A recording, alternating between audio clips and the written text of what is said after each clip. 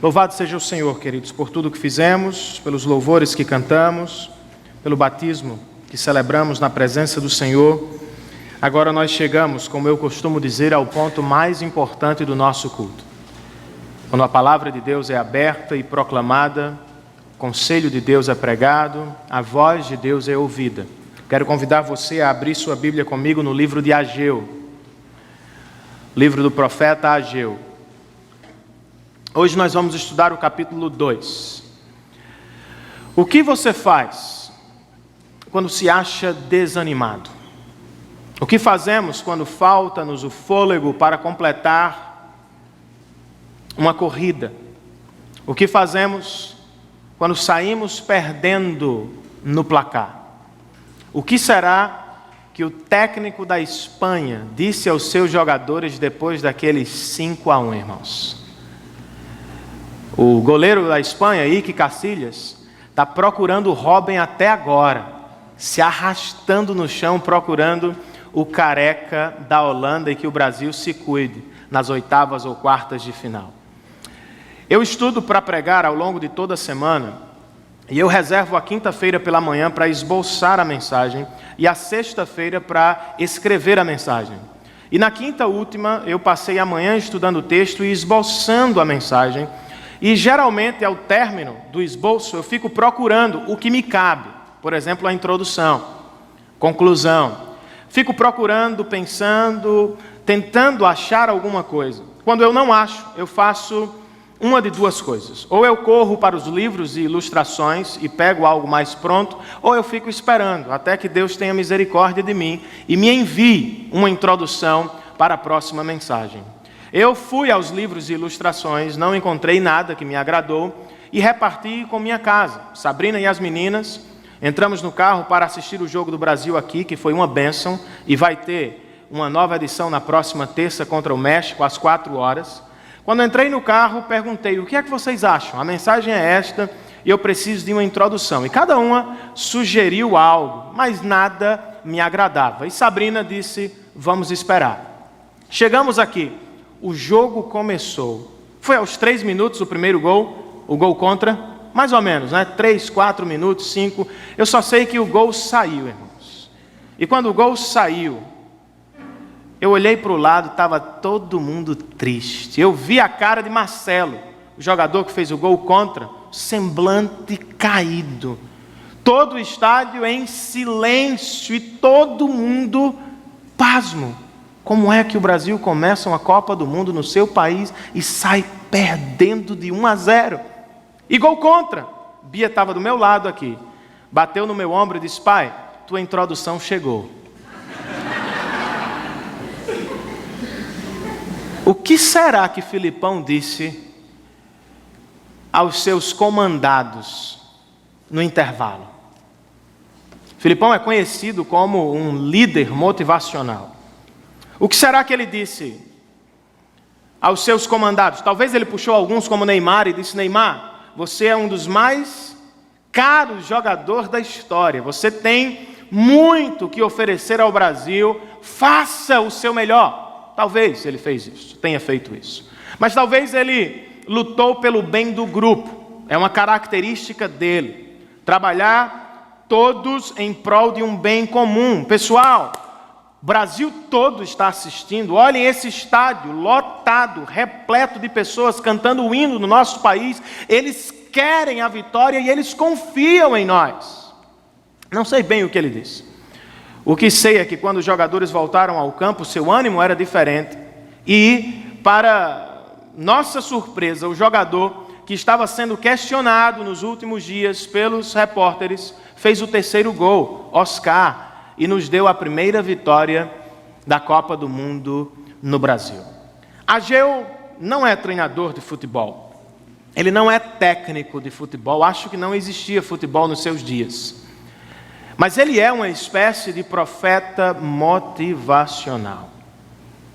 Ele é uma espécie de Filipão, que aparece nos intervalos das atividades do povo de Deus para animar e reanimar os seus braços para seguir fazendo a obra do Senhor.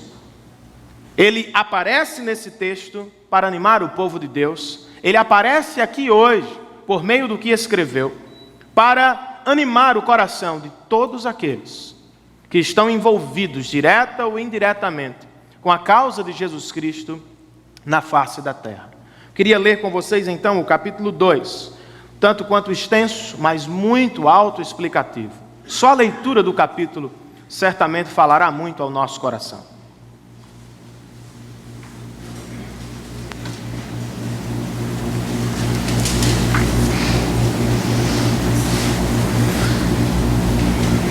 No 21º ano,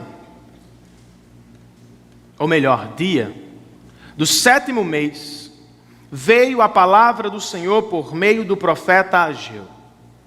Pergunte o seguinte ao governador de Judá, Zorobabel, filho de Sealtiel, ao sumo sacerdote Josué, filho de Jeozadaque, e ao restante do povo. Quem de vocês viu este templo em seu primeiro esplendor? Comparado a ele, não é como nada o que vocês veem agora? Coragem, Zorobabel, líder do povo, declara o Senhor. Coragem, sumo sacerdote Josué, pastor do povo.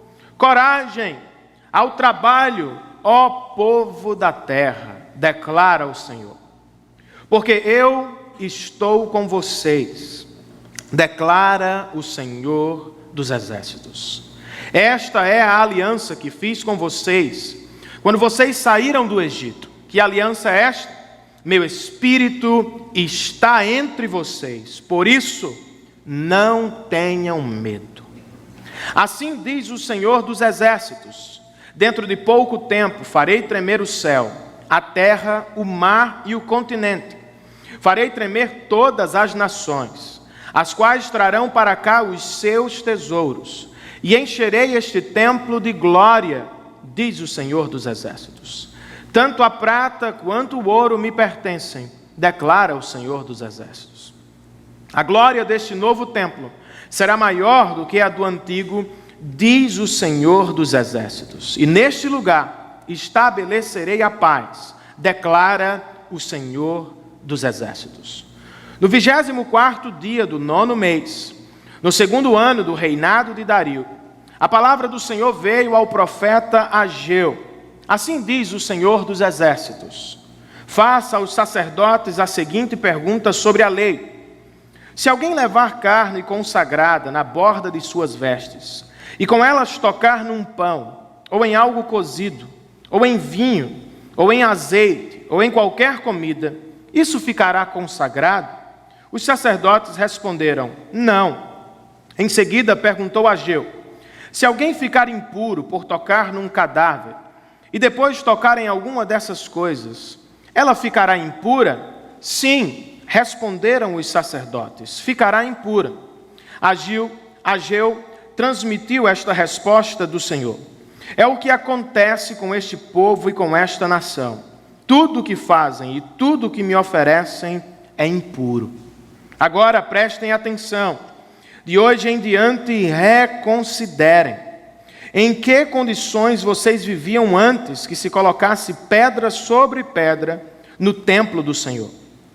Quando alguém chegava a um monte de trigo, procurando 20 medidas, havia apenas 10. Quando alguém ia ao depósito de vinho para tirar 50 medidas, só encontrava 20. Eu destruí todo o trabalho das mãos de vocês, com mofo, ferrugem e granizo, mas vocês não se voltaram para mim, declara o Senhor. A partir de hoje, 24º dia do 9º mês, atentem para o dia em que os fundamentos do templo do Senhor foram lançados. Reconsiderem. Ainda há alguma semente no celeiro? Até hoje a videira, a figueira, a romeira e a oliveira não têm dado fruto. Mas, de hoje em diante, abençoarei vocês. A palavra do Senhor veio a Ageu pela segunda vez, no 24º dia do 9º mês. Diga a Zorobabel, governador de Judá, que eu farei tremer o céu e a terra. Derrubarei tronos e destruirei o poder dos reinos estrangeiros. Virarei os carros e os seus condutores. Os cavalos e os seus cavaleiros cairão, cada um pela espada do seu companheiro. Naquele dia, declara o Senhor dos Exércitos, eu o tomarei, meu servo Zorobabel, filho de Sealtiel, declara o Senhor, e farei de você um anel de selá, porque o tenho escolhido, declara o Senhor dos Exércitos. Nós te damos graças, Senhor dos Exércitos, porque por tua graça estamos aqui hoje. Obrigado porque o Senhor nos escolheu e nos trouxe a este lugar para oferecer-te um culto e, como parte deste, para ouvir a tua poderosa voz. Somos iguais a este povo, sobre quem acabamos de ler. Somos fracos e desanimamos ao longo do caminho. Dentro da família, do trabalho, da igreja, a serviço do teu reino, muitas vezes desanimamos. Eu te peço que, por graça e misericórdia, o Senhor use a tua palavra para animar o nosso coração, para acender a chama outra vez do primeiro amor no nosso coração, para nos colocar outra vez dentro do campo, a fim de jogarmos para a glória do teu nome, e não apenas assistir aos que jogam pela glória do teu nome. Toma esta palavra e a leva para o nosso coração. Transforma a nossa vida e nós te daremos glória hoje e sempre. Em nome de Jesus nós oramos. Amém.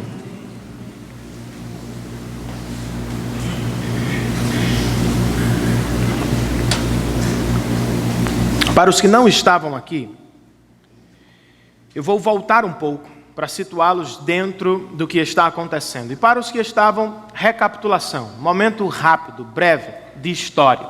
Eu disse semana passada que o apogeu do povo de Deus, ou do reino de Israel, se deu com os reis Davi e Saul. Eles, mais do que ninguém na história de Israel, levaram sua nação a ser potência mundial. Tudo mudou depois da morte de Salomão. Seus filhos, ou seu filho imediato, rompeu o reino em 931 a.C. e o tornou reino do norte e reino do sul. Em 722, o reino do norte caiu sob o poder da Assíria. E em 586, o reino do sul, cuja capital era Jerusalém, caiu sob o poder da Babilônia. O povo judeu foi levado à Babilônia e se tornou escravo mais uma vez na história. Mas nem tudo era perdido. Deus usou profetas antes do exílio e ao longo do exílio para falar ao coração do povo, trazer uma mensagem de esperança. Vocês vão voltar, vocês vão voltar, vocês vão voltar. E isso aconteceu. Por volta do ano 538, 539 a.C., o rei da Pérsia, Ciro, ganhou a batalha contra os babilônios e, liderado por Deus, permitiu a saída do povo e até financiou o seu retorno. O povo de Judá voltou a Jerusalém com a dura missão de reconstruir a cidade e de reconstruir o lugar da adoração e assim restaurar a adoração e a centralidade de Deus no meio do seu povo. Começaram a construção, mas logo vieram problemas, obstáculos, dificuldades. E a primeira coisa que eles pararam de fazer foi o quê? A obra do Senhor. Se voltaram para suas próprias casas, para suas próprias vinhas, para seus próprios negócios e negligenciaram o Senhor. O templo do Senhor ficou inacabado por quase 20 anos. E é aí que surge Ageu, como um profeta que motiva o povo, e mais do que isso, que desafia o povo a colocar Deus outra vez no seu lugar, o primeiro lugar da vida do seu povo. O capítulo 1 trata disso. Ele aparece e desafia o povo a realinhar as suas prioridades às prioridades do Senhor. Como o povo não fez isso, ele leva o povo à reflexão da disciplina do Senhor.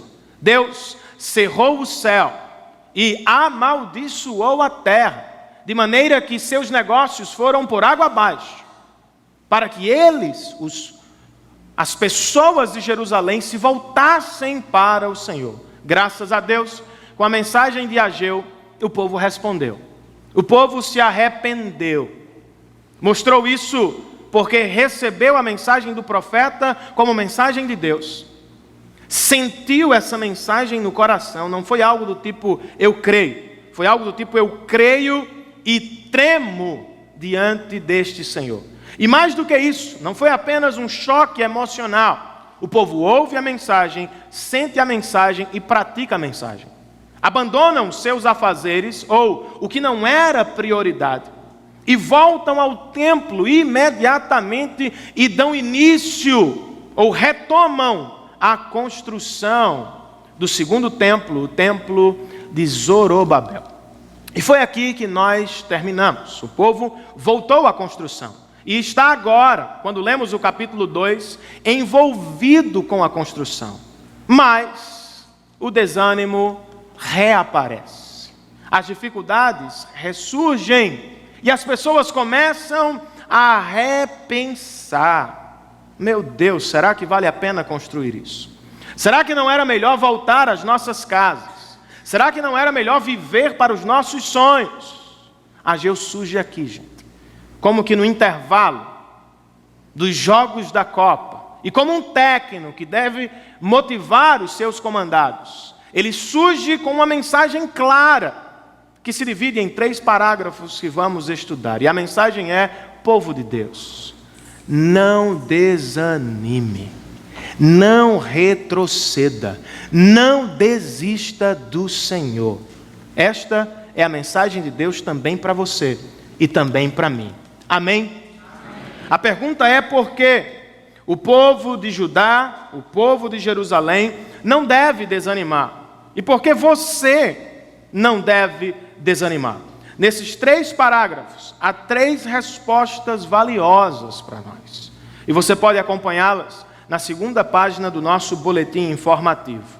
A primeira delas é: não desanime. O reino de Deus será grande para a glória do nome de Jesus Cristo. Eu vou trabalhar em todas as divisões de problema para a solução, certo? Qual é o problema da primeira divisão? Comparação. Comparação entre o presente e o passado, entre o hoje e o ontem. O povo está construindo, mas logo surgem dúvidas, medos e comparações. Algumas pessoas que estão envolvidas com a construção, ou apenas observando à distância, eram mais idosas, estavam na casa dos 80, 90, e viram o templo de Salomão, o grande templo de Salomão. Estão construindo no mesmo lugar, mas não é do mesmo tamanho, não tem a mesma glória, não há recurso igual. Na época de Salomão, o povo, Israel era potência. Na época de Ageu, o povo é subjugado da Pérsia. E uns começam a dizer aos outros: por que construir algo para Deus tão pequeno? Comparado ao passado, nosso templo é como nada. Ageu aparece e diz: eu sei disso. Eu sei que comparado ao passado, o que fazemos hoje é como nada. Mas eu quero incentivá-los à construção, porque há boas razões para seguir. Quais são elas? A primeira, ele diz no verso de número 4, coragem, Zorobabel, coragem, Josué, coragem ao trabalho, ó povo da terra. Por quê? Porque eu estou com vocês, declara o Senhor dos Exércitos. Primeira grande razão pela qual eles devem trabalhar. Deus está com vocês. E nada é insignificante quando Deus está presente. Coragem, Zorobabel, coragem, Josué, coragem, povo, construam o templo. O Deus Todo-Poderoso está no meio de vocês. Segunda razão, ou segundo incentivo, fidelidade. Ele diz no verso 5, esta é a aliança que fiz com vocês quando vocês saíram do Egito. Vejam como Deus trabalha.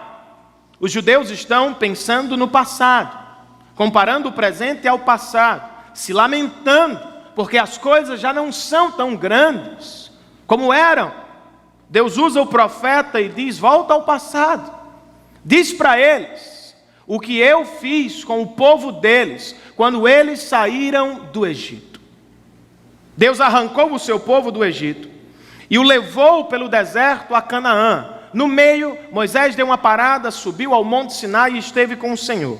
Quando Moisés desce, o povo está adorando um Deus falso. Moisés se irrita com o povo, sobe ao monte e diz, eis o teu povo, Senhor. E Deus diz, eu vou exterminar todo mundo, vou começar de novo. Moisés diz, não faça isso. Os povos da terra dirão que o Senhor é fraco, porque tirou o povo do Egito, mas não o levou a Canaã. E aí então Deus diz para Moisés, tudo bem, vou enviar um anjo com eles, mas não vou com eles. Lembram do que Moisés disse para Deus? Senhor, se não fores conosco, não arredaremos o pé deste lugar. Venha conosco. Deus faz uma aliança com o seu povo naquele dia. Diga ao povo, com pecado ou sem pecado, eu estarei no meio deles. Nunca mais os deixarei para trás. E o profeta toma essa história e diz, lembrem-se de um outro passado. Não apenas deste passado, que comparado é como nada o presente. Lembrem-se de quando o povo saiu do Egito, não tinham nada, mas Deus estava com ele. Terceiro incentivo, o futuro do reino de Deus. Dos versos 6 ao verso 9, o profeta olha para frente, gente. Eu acho que ele nem sequer compreendia tudo o que estava vendo. Tampouco o povo.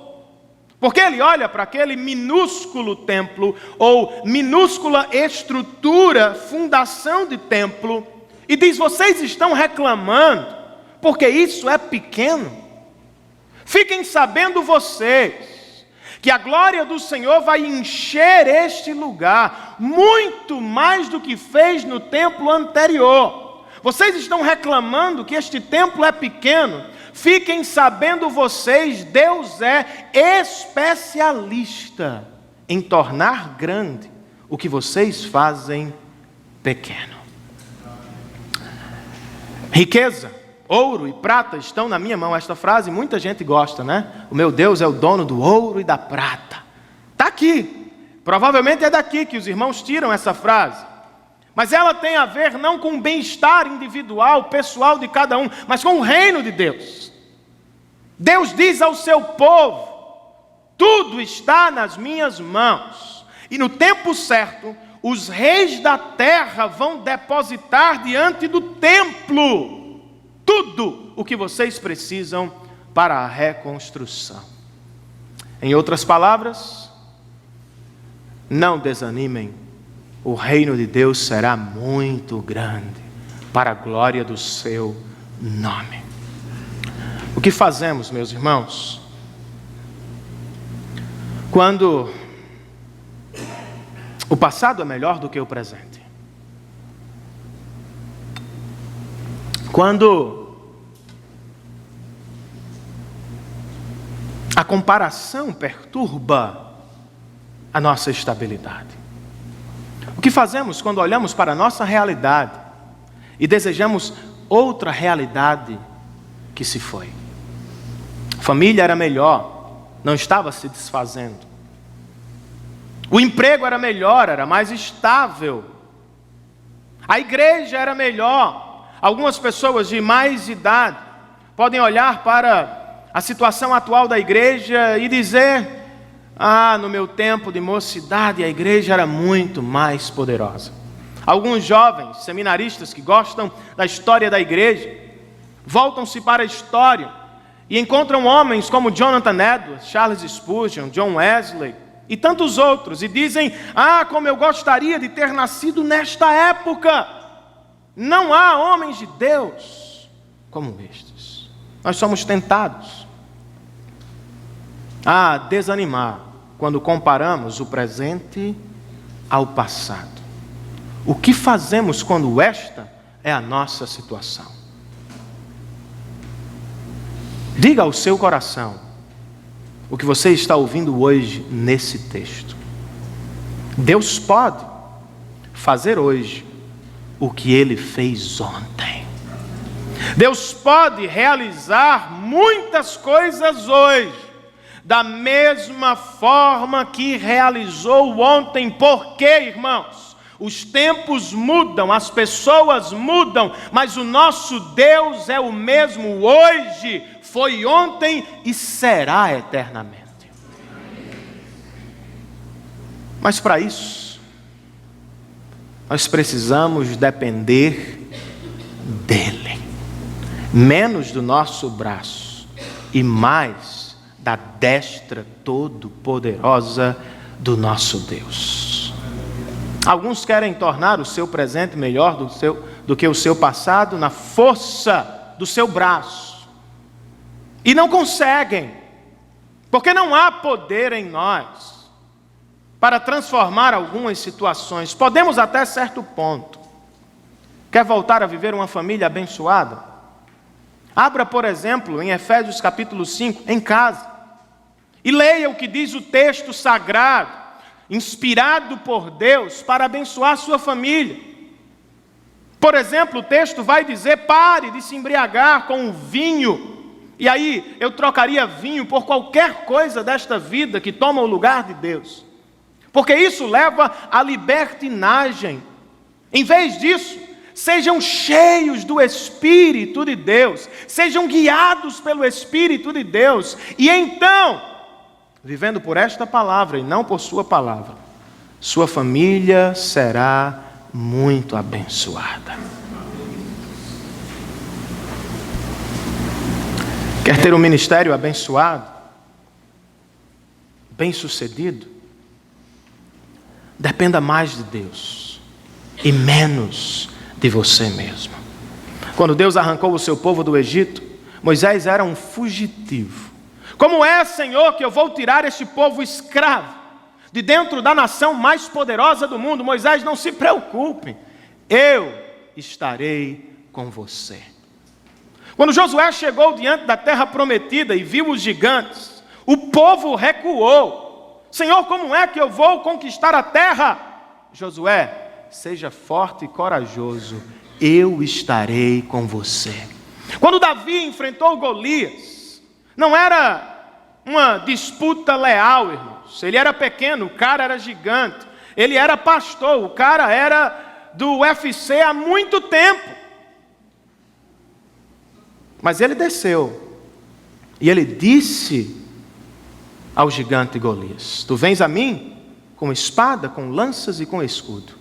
Eu vou a ti em nome do Senhor dos Exércitos. Quando Jesus reuniu os seus discípulos e lhes deu a grande comissão, que nos abençoa hoje aqui, 12 homens e um grande segredo, dependência do Espírito. Vão e conquistem o mundo para mim. Façam isso sob o poder do Espírito Santo de Deus. Quer uma prova de que Deus pode fazer coisas grandes dentro do seu reino, para abençoar sua vida também? Olhe para Jesus, irmãos. Jesus nasce, de fato há um culto angelical, os anjos adoram Jesus, mas ele nasce entre animais, é colocado numa humilde manjedoura, é colocado num lugar de pobres, fica fora das casas, e ele está ali. Mas os sábios vêm prestar homenagem, os pastores aparecem para ouvir a sua história por parte de sua mãe, e anjos surgem para adorar. E o texto de Lucas diz que Maria guardava aquilo no coração. Jesus vai ao templo, seu pai vai apresentá-lo diante do Senhor, e homens e mulheres de Deus estão ali. E um homem chamado Simeão aparece e diz: eis, a salvação de Deus, eu desejei muito ver este dia. Uma mulher chamada Ana dá um culto em ação de graças ao Senhor diante do bebê Jesus, e Maria guardou aquilo no coração. Depois de algum tempo, Jesus se perde, ou melhor, se encontra dentro do templo, numa festa judaica, e começa a ensinar os homens. E quando sua mãe o encontra, ela guarda aquilo no coração. Não sei se ela tinha ideia do que Jesus estava para realizar. Ele sobe a cruz do Calvário, irmãos, e para alguns ele é um completo louco, que está falando sobre destruir o templo e reconstruí-lo em 3 dias. Para outros ele é um grande líder, mas que foi tolo em não reunir em sua volta um grande exército. Alguns meneiam a cabeça, outros cospem nele. Não sei se as pessoas tinham ideia do que estava acontecendo. Esta palavra de Ageu aponta para Cristo, gente. Ageu diz: este templo será muito glorioso. Em certo sentido, literalmente isso aconteceu, porque os reis da Pérsia financiaram este templo. Anos depois, Herodes reconstruiu em volta dele e o tornou tão grande quanto o templo de Salomão. Mas isso não era a glória da qual Ageu falava. Porque quando Jesus chega em João capítulo 2, ele diz aos seus discípulos e diante de alguns homens: eis que vou destruir este templo e vou reconstruí-lo em 3 dias. Uns dizem blasfêmia, outros dizem loucura. E João coloca como que entre parênteses, ele falava sobre a sua vida. Ele é o templo de Deus. Ageu disse: este templo vai ser cheio da glória de Deus. Vocês estão envolvidos com algo muito maior. Jesus chega e diz: aquele templo que me construíram milhares de anos antes deixa de ter importância, porque ele apontava para outro templo, o meu corpo. O templo sempre foi lugar de encontro entre Deus e o homem. Jesus aparece e diz: eu sou o lugar de encontro agora. Ele dá a sua vida, queridos, na cruz do Calvário. E como prometeu, ao 3º dia ressuscitou. E algo aparentemente pequeno torna-se grande. Porque diz a Bíblia que nele, em Jesus, Deus estava reconciliando consigo mesmo o universo. Dá para imaginar? Não apenas pecadores de todas as gerações, mas o próprio universo, machucado por nosso pecado, em Cristo Jesus, estava sendo reconciliado ao seu Criador. Meu irmão, não desista do reino de Deus. Parece pouco, mãe, orar por seu filho, mas saiba que Deus é especialista em tornar grande o que você faz pequeno. Parece pouco, pai, ensinar seus filhos nos caminhos do Senhor. Parece pouco diante de tudo que se ensina aí fora, mas não desista. Deus é especialista em tornar grande o que você faz pequeno. Descer ao Sopão, ao bairro dos Ipês, pregar, cantar, assistir, receber pessoas, pregar, cantar, muitas vezes parece algo pequeno. em seu resultado. Mas que não tenhamos dúvida, Deus faz grande, torna grande o que nós fazemos pequeno. Amém, queridos? Segunda mensagem de Ageu aos nossos corações no dia de hoje: não desanimem, Deus nos abençoará.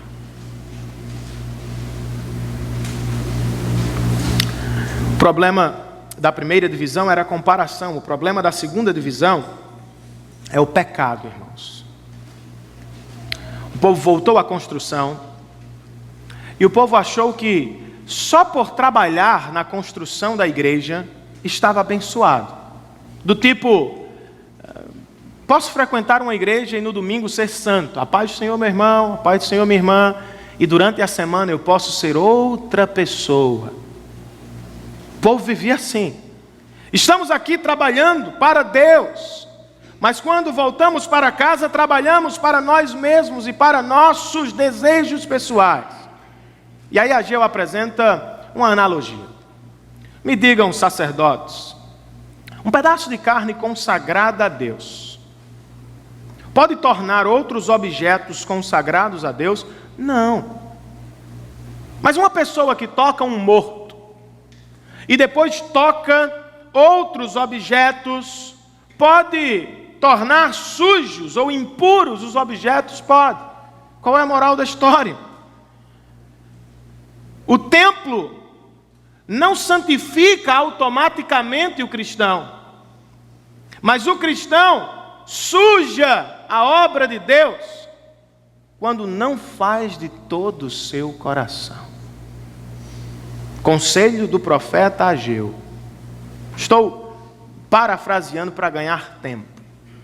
Lembrem-se do passado, passado recente. Vocês se desviaram do Senhor, negligenciaram a obra do Senhor, viveram para seus próprios sonhos e desejos e pecados. Qual foi o resultado? Frustração, porque o pecado não satisfaz. E tristeza, o pecado traz destruição. Sabendo disso, povo de Deus, por que pecar contra um Deus tão bom? Lembrem-se das experiências passadas. Segundo o conselho dele, vejam o quão bom o nosso Deus é. Ele nos abençoará. Ele pergunta: há ainda alguma semente no celeiro? Não. Por que não? Porque eles estão em tempo de plantação e lançaram tudo. Mas a figueira ainda não deu o seu fruto, a romeira ainda não deu o seu fruto, a oliveira não deu o seu fruto. E eles estão em dúvida: será que agora vai ou não vai? E o profeta diz: se vocês colocarem Deus em primeiro lugar, fiquem certos, Ele vos abençoará. Posso ouvir um amém? Amém. Você já se sentiu assim, desanimado? Por causa do pecado? Já se sentiu sujo diante de Deus? Todo cristão se sente assim muitas vezes. Já se sentiu impedido de fazer alguma coisa por Deus, por se achar sujo, conscientemente em pecado? O que é que nós fazemos, gente? Quando o pecado traz desânimo ao coração, ou quando estamos às portas dele, lembre o seu coração. As experiências passadas provam isso. O pecado não compensa. O profeta está dizendo para eles: lembrem do passado recente. Vocês tentaram salvação e alegria no pecado. O pecado não os deu isso. E mais do que isso, machucou vocês, frustrou vocês. Povo de Deus, diante da possibilidade do pecado, lembremos do passado. No passado, Ele destruiu alguns relacionamentos muito preciosos para nós. No passado, Ele machucou pessoas à nossa volta. No passado, Ele machucou o nosso coração. No passado, Ele destruiu por onde apareceu. E mais do que isso, Ele nunca cumpriu suas promessas. Porque mesmo seguindo seus conselhos, não encontramos satisfação. Por que voltar atrás, se o pecado não compensa?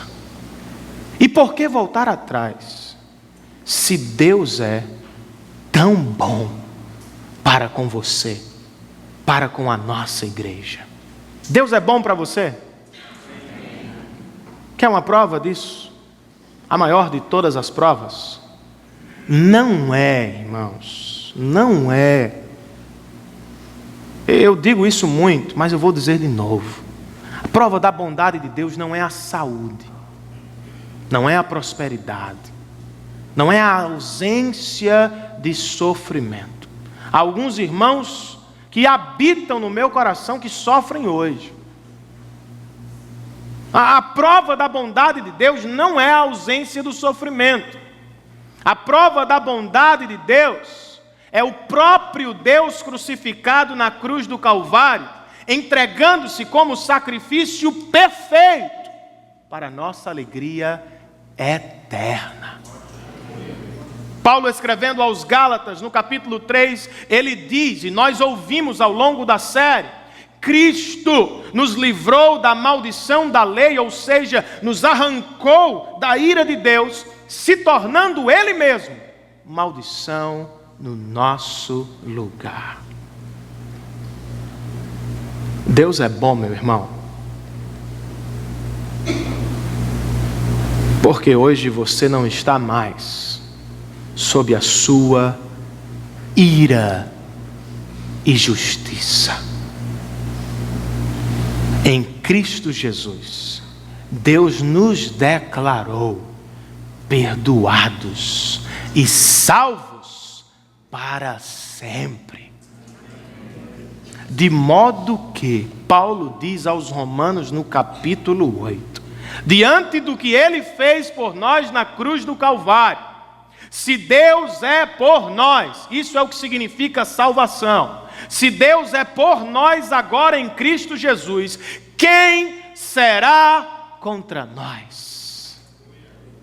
A bondade não é a ausência do sofrimento, é a presença dEle em toda e qualquer circunstância. Amém, queridos? E por fim, a terceira e última mensagem do profeta Ageu para o seu povo no ano de 520 a.C. e para o nosso povo é: não desanime. Esta é uma promessa valiosa.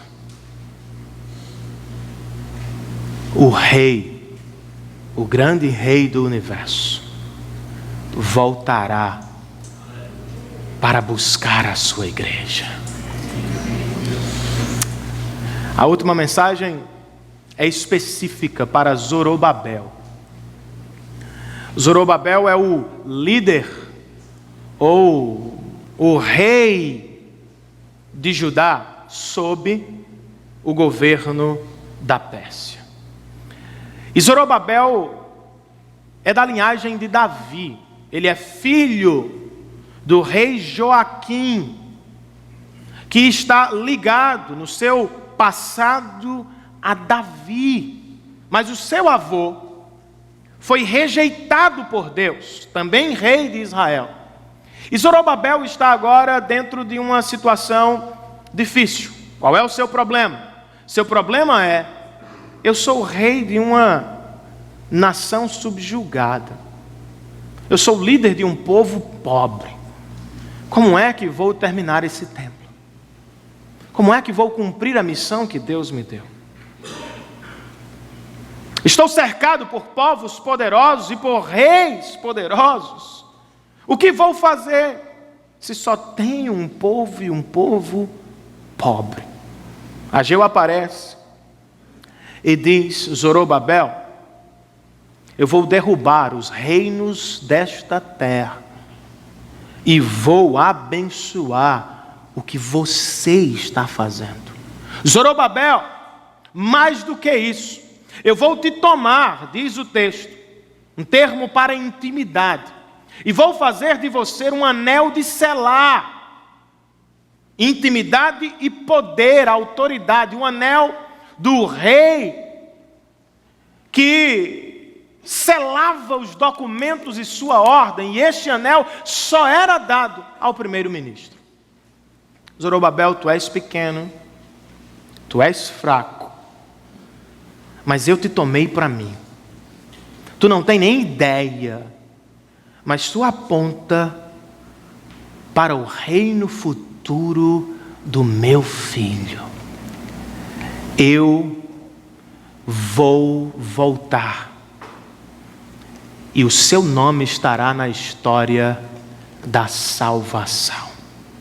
De fato, irmãos, se você abre Mateus capítulo 1 ou Lucas capítulo 3, Zorobabel está lá, na genealogia de Jesus. Ele aponta para muito mais do que seu próprio tempo, mas se acha desanimado, porque está cercado por pessoas e reinos muito maiores e mais poderosos. Como é que agimos quando nos sentimos pequenos e fracos?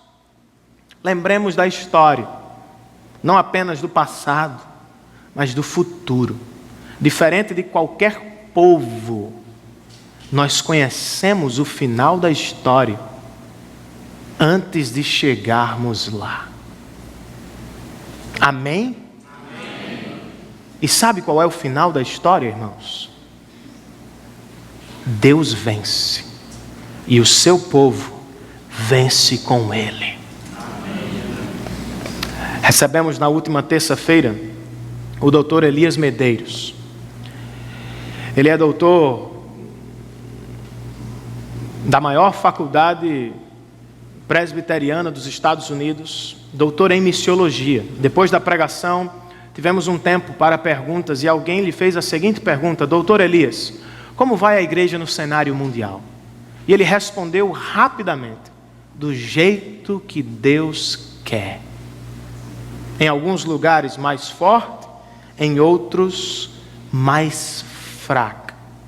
Se voltou para os jovens pastores e seminaristas e disse: não avaliem a história por estatísticas do presente. Avaliem a história por profecias do passado, que apontam para um final glorioso. No final, a igreja do Senhor, forte e fraca, vencerá com o Senhor.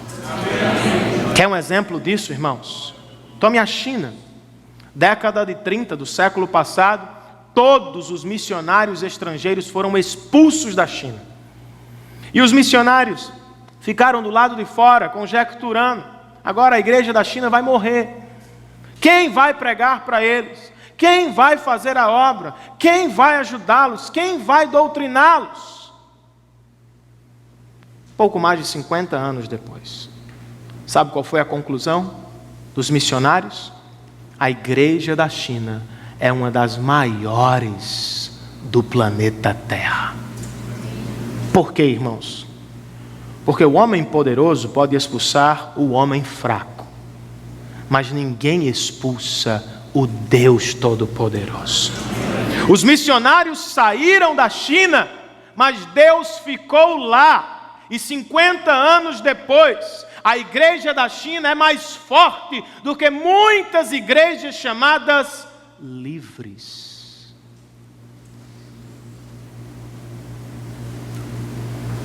Leia o Apocalipse, não para matar a curiosidade, mas para ouvir sua mensagem. Sua mensagem é essa: no fim, Deus vence e a sua igreja vence com Ele. Lembremos-nos do retorno de Cristo. Não sei quando foi a última vez pela qual você a última vez na qual você orou por isso, cantou isso, chorou por isso.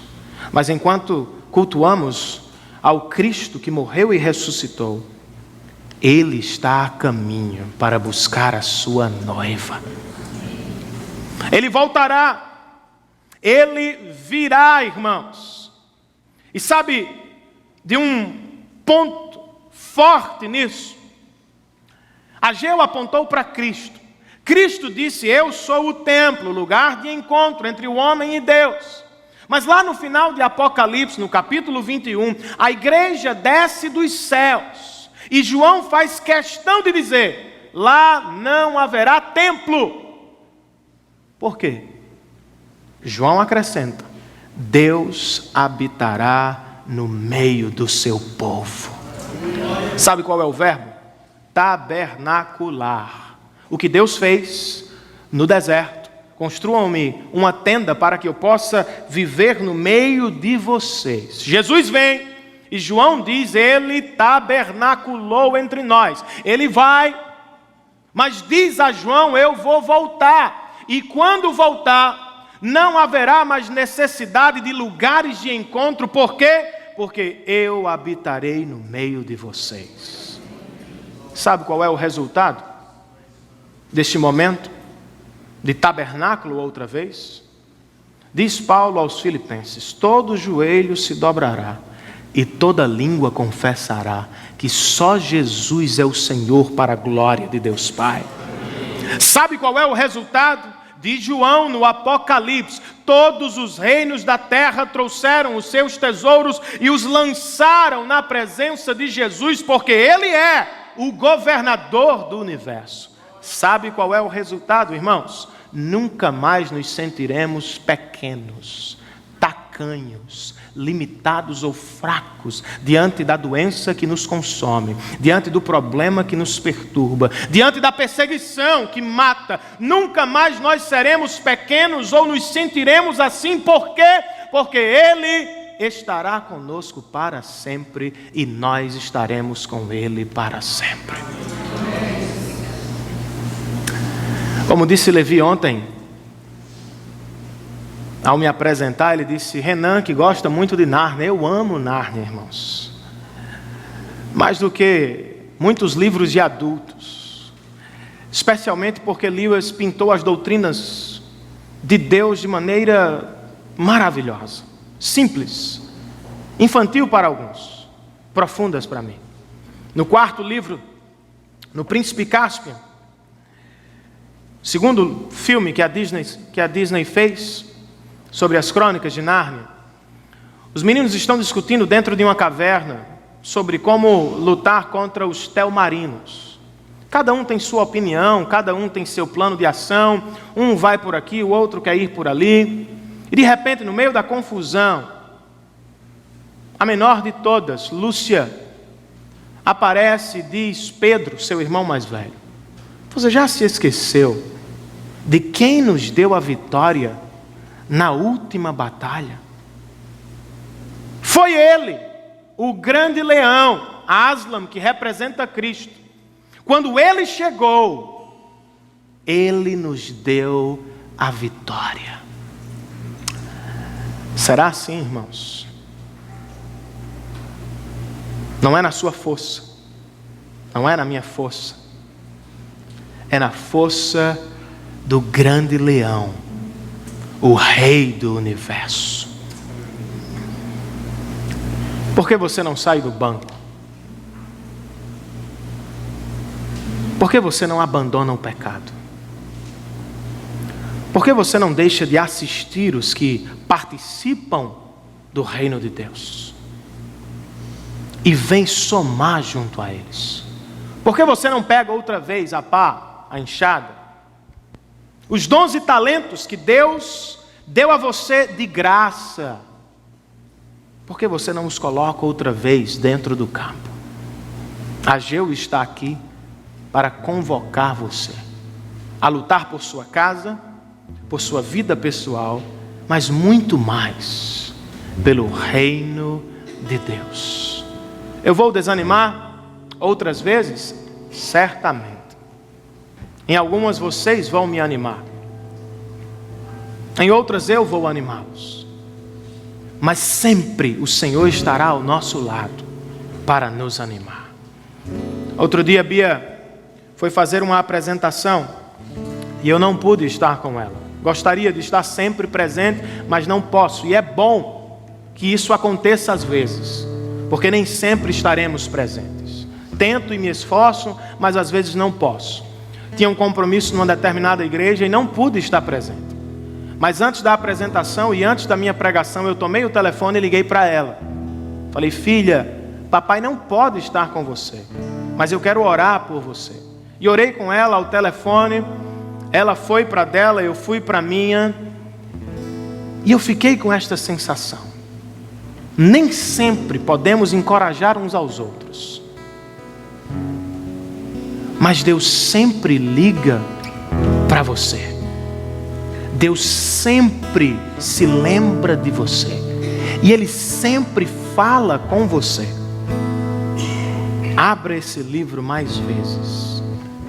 Não uma vez por semana. Todos os dias. E Ele falará ao seu coração.